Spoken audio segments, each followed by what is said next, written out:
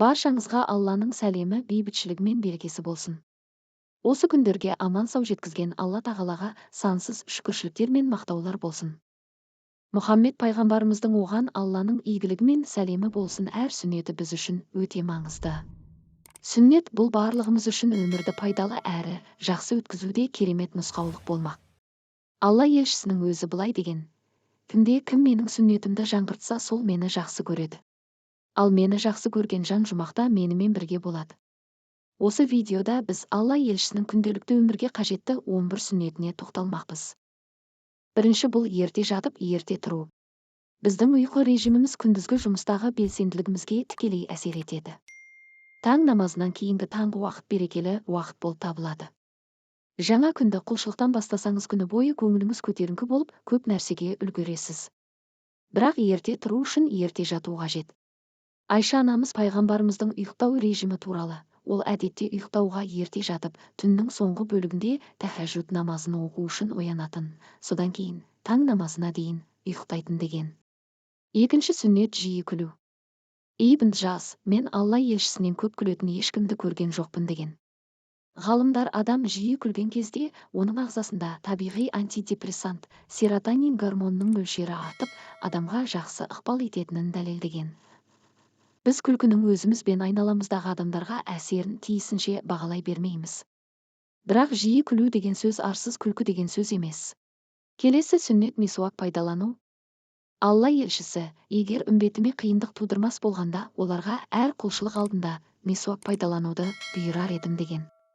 Месуактың пайдалы қасиеті көп. Ауыз қуысындағы бактерияларды жояды және өзі қымбат тұрмайды. Сондықтан да бұл сүннетті орындау қиынға түспесе керек. Төртінші сүннет, шашты майлау. Джабир ибн Самур пайғамбарымыздан бастағы ақ шаш туралы сұрайды.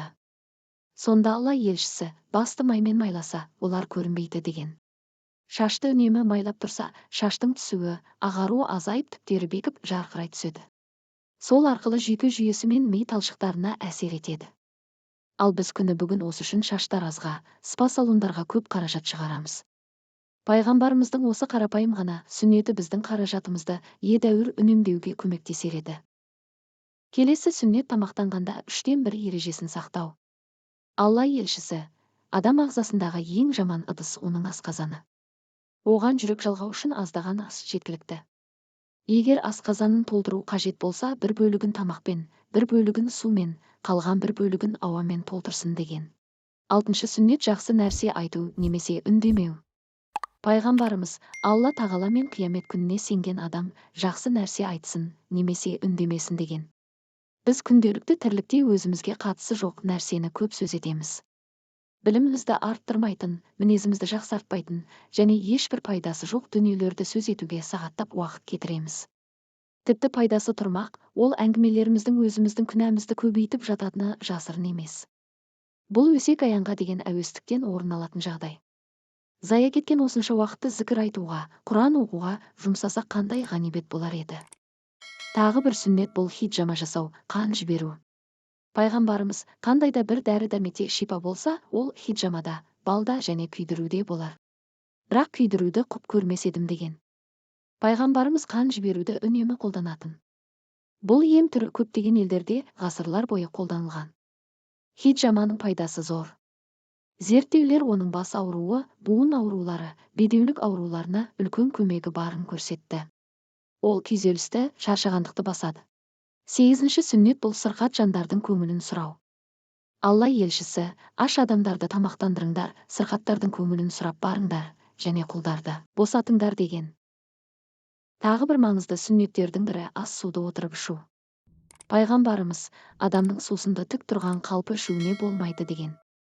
Айналасындағылар асты да тұрып ішуге болмай ма деп сұрағанда, бұл одан да жаман деген екен. 10-шы сүннет, бұл оң жағымен жату. Алла елшісі үнемі оң жағымен жататын болған. Адамның ұйықтағанда оң жағымен жатуы оның күндізгі жұмыс өнімділігіне де, денсаулығына да әсер етеді. Соңғы 11-ші сүннет, үйге кірер кезде бісміллә деп айту.